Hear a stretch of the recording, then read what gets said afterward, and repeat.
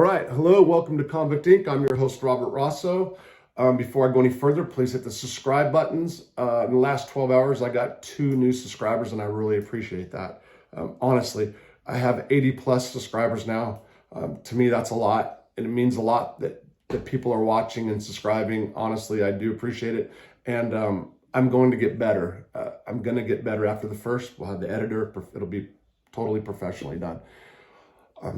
So I hope you enjoy for now. I know some of the content's too long. I've got some emails about it, and then other people say it's just fine. Anyway, so today I am going to talk about an event that took place on December the 23rd, about maybe the 22nd, 2010. This happened at Butner FCI 1.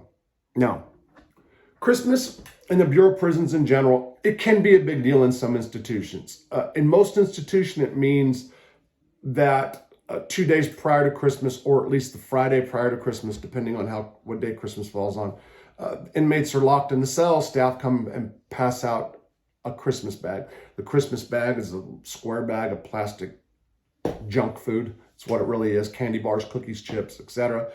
In the years, the last 7-8 years, the bags have gotten smaller. Used to, when I first started doing time, you couldn't fit the bag through the slots in the door, the bean holes. That's what they're called. You couldn't fit bags through it. We'd also got like a quart of eggnog and a quart of chocolate milk. And then when we got out of the cells, they had hot chocolate. It was a total different experience for the holidays back in the day. In Butner, North Carolina, at the Butner 1 especially, Christmas was a big deal. Staff made it a big deal, meaning that we were allowed to decorate the unit. Now, full disclosure, I did not do any of the decorating at all, okay?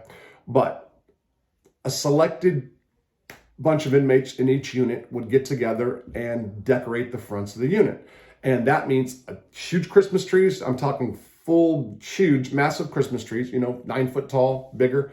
And we had Santa, a full-size Santa with the sled flying over the top of the bars, and there's angels and just different stuff. So it depended who was in charge, which inmates were in charge of doing the decorations, what your unit looked like. I lived in Georgia Tech. What the staff did, or I think they still do, is they have a competition. That is, staff will come around and they'll vote and say which unit has done the best job at decorating. If you win, you then get free popcorn. I forgot, you get like an extra bag, or you get some extra stuff. There's some perks to winning. In 2010, there was an associate warden there by the name of Deborah Gonzalez. Miss Gonzalez, A.W. Gonzalez, some people would say was crazy. I got along with her. She did have bipolar-ish tendencies. She was all over. One day she was here, and the next day she was over here, and she was really all over the place. She treated me well. I will say this about her: when I was at Butner, we didn't have a shakedown for nearly 3 years. As soon as she got there, we had like 3 in a month. I'm not saying if it did need to be shut down or it did not. The point is that was her. And by the way, the AWs in a lot of prisons run the joint. She was one of them. She was hands-on. If the AW chooses to take a leadership role and wants to run the joint, a lot of times they do. Deborah Gonzalez was one of them. So while the executive staff was doing their rounds to do the judging of the Christmas arrangements, us in Georgia Tech were all notified that staff was coming. And when staff's coming, executive staff are trying to be on your best behavior, so everybody's kind of quieter. If they're smoking cigarettes or engaged in contraband, they'll kind of put it away and all that other stuff. At that time in my life, I used to watch a lot of TV. I was really close with Carmine Persico. Some of you know that name. A lot of you may not. He used to be the head of the Colombo crime family, one of the 5 families. He's since passed away. I was close with Carmine. We had a table. We used to watch TV all day and night when I wasn't in the yard. or studying or doing law work. And that was what we were doing on this specific day, particular day, whatever.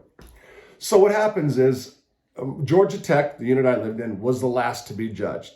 And we were watching the executive staff, or a portion of the executive staff, which were all female, go from unit to unit, and everybody's like, they're coming, she's coming. And people were a little afraid of Miss Gonzalez, to be honest. Like I said, she was all up and down. So we didn't know how she was going to be that day.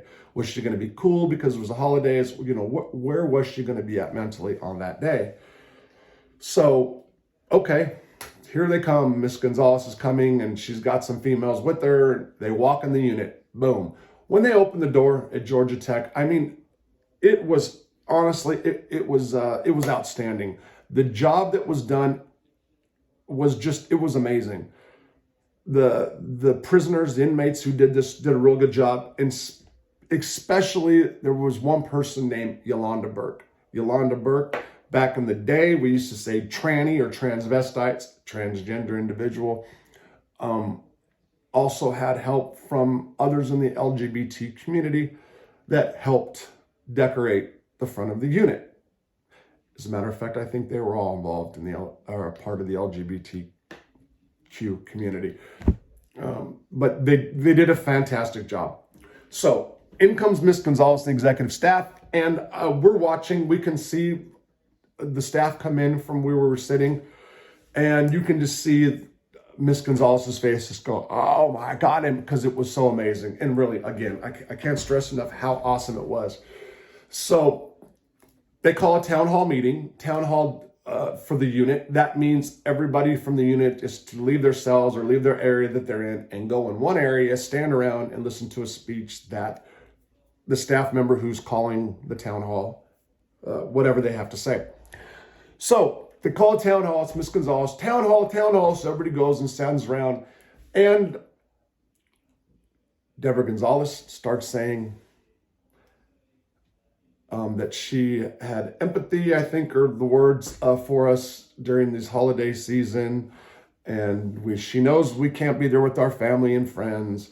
And she's glad that we seem to be making the best of it, and praised the work of those who decorated the unit, and so on and so on. And everybody's kind of standing around, and she goes a little bit deeper, and you can see that she was maybe had a little bit of the blues, maybe personal issues. She started tearing up a little bit when she was giving the speech about how she felt bad for our friends and our family, but the speech really wasn't directed towards us. It was like she was getting something off of her chest. It was kind of a little bit bizarre. So then she goes on to tell us that Georgia Tech has won the prize this year for the best decorated unit. And some people clap, yay, and all that other stuff. So I'm with Carmine, and we're kind of hanging out in the back. And the next thing Miss Gonzalez does, she goes, okay, before I leave, I want everybody to sing. And people are just kind of like looking and like sing. She goes, yeah. She goes, come on, guys. Let's all get in the Christmas spirit, and we're going to sing a song. And everybody's kind of looking around. A couple of guys are like, shit, I ain't singing nothing. And she's like, okay, guys, come on, let's sing. We're all going to sing a song. I want everybody to sing a song. And the women that she was with, the staff women, they're kind of, and everybody's kind of looking around. And then nobody started. She's like, I said, but sing. I want people to sing. And we're just like, whoa, and then nobody sang still. She's like, I said I want people to sing. And then we're just, you can see she's having a moment. Everybody's looking around, and she's just like, sing. I said sing. And we're just like, whoa. And she's like, okay. And somebody starts, well, what do we sing? She's like, sing. Sing to me. I want everybody to sing to me. And we're just, oh, it was so insane. And all of a sudden, somebody starts going, jingle bells, jingle. And then some more people thought, jingle all the way. Louder, what fun, louder and louder. And then she's like, come on, I see you. You're not singing, sing. And then guys would start going, oh, what fun it is. And it was me. And let me tell you something.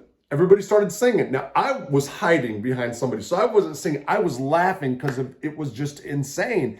And then she's looking, she's kind of looking like Cruella de Vil a little bit. And you have her, and you can, in her mind, she said, "Sing to me." And I think that she believed like we were singing because we loved her or something. And she was just, what she really said, "Sing to me," So everybody's singing, and me and Carmine are in the back, and we're just laughing our ass off because it was like some crazy civil rights violation. The warden's forcing us to sing. She was really forcing people, and people did it. And, as it got towards the end, she had tears that were streaming down her face, and she was just like, "Oh, they love me." Listen, honestly, I don't know. Maybe this isn't funny to you. I'm just remembering back of the situation, and it was completely crazy. If we didn't sing, I'm telling you right now, we would have been shook down, or she would have took away our prize for winning the best decoration. And I guess the moral of the story is there's nuts on executive staff as well. Again, Ms. Gonzalez, if somebody ever sees this, I'm Bureau of Prisons officials will. She was special, but I'm telling you guys, I've never seen nothing like this before, nothing since. And by the way, during this time, Bernie Madoff was in Butner with me. We were friends. And in that unit, they decorated, and they had Christmas stockings with every inmate's name. And Bernie, they put Bernie's right by the Christmas tree. They made a little phony fireplace, and they stuffed it with fake dollar bills. If you guys know about Bernie Madoff. Anyway, that's a little note. But yeah, so that was it. Christmas 2010, Warden Deborah Gonzalez forces inmates to sing to her. And she said, "Sing to me, sing to me." I hope you have a good one. This one's short.